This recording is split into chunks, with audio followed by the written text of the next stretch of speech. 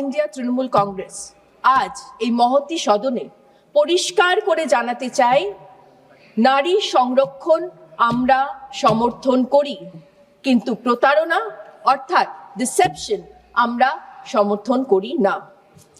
এখন আসি সবচেয়ে ভয়ঙ্কর বিষয়, ডিলিমিটেশন। ডিলিমিটেশন মানে কি? ডিলিমিটেশন মানে দেশ আর রাজ্যকে ভাগ করে দেয়া।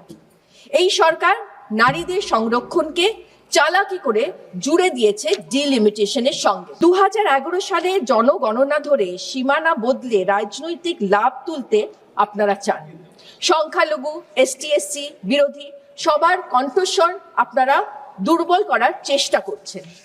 সবচেয়ে বড় সত্যটা হলো, আপনারা নারী সংরক্ষণ বিলকে শিখণ্ডী বানিয়েছেন ডিলিমিটেশনের আসল উদ্দেশ্য লুকানোর জন্য। তাই এই বিল নারীর ক্ষমতায়নের আড়ালে গণতন্ত্রকে দুর্বল করার একটি হাতিয়ার। আমরা ইতিমধ্যেই দেখেছি তাড়াহুড়ো করে সিদ্ধান্ত নিলে কি হয়। SIR প্রক্রিয়ায় শুধু বাংলার 200-রও বেশি মানুষ প্রাণ হারিয়েছেন, মানুষ হ্যারাসমেন্টের শিকার হয়েছে, এখনো অনেকের নাম আটকে আছে নানান কারণে। বাংলাতে মানুষ ক্ষিপ্ত, কারণ ভারতের নাগরিক হওয়া সত্ত্বেও তারা ভোট দিতে পারবে না।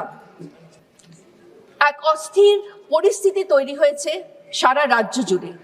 61 লক্ষ মহিলার নাম আপনারা বাদ দিয়েছেন, আর আপনারা সংরক্ষণের কথা বলছেন, উইমেন এম্পাওয়ারমেন্টের কথা বলছেন। আপনারা নারী ক্ষমতায়নের কথা বলছেন কি করে? নাকি আপনারা চান যে নারীকে রাজনৈতিকভাবে অদৃশ্য করে দিতে, ঠিক যেমন এর আগে ট্রান্সজেন্ডার বিল এনে আপনারা ট্রান্সজেন্ডার কমিউনিটিকে ইরেজ করে দিতে চান? তাই আমরা চাই না ডিলিমিটেশনেও একই পথে হাঁটুক। যারা আজ নারী সম্মানের বড় বড় কথা বলছেন, তাদের নিজেদের আচরণটা কি? 5 বছরে আমরা দেখেছি PM কলকাতায় এসে একজন মহিলা মুখ্যমন্ত্রীকে টিটকিরি কেটেছিলেন। এমন একটি দলের কাছে আশা করাটাই বৃথা, যাদের মন্ত্রী একজন নির্বাচিত মহিলা মুখ্যমন্ত্রীকে বলেছিলেন ঘুঙুর পরে নাচতে, যাদের প্রাক্তন সাংসদ মমতা ব্যানার্জিকে বলেছিলেন প্লাস্টার পায়ে প্রচার করতে হলে বারমুডা পরে প্রচার করুন। যারা নারীর প্রতি সম্মান দেখাতে জানে না, তারা নারীর এম্পাওয়ারমেন্টের কথা বলছে, এটা দেশের কাছে অপমান। আমি মনে করি প্রথমে নিজেদের দলের পুরুষদেরকে আপনারা শেখান কিভাবে একজন নারীকে সম্মান করতে হয়।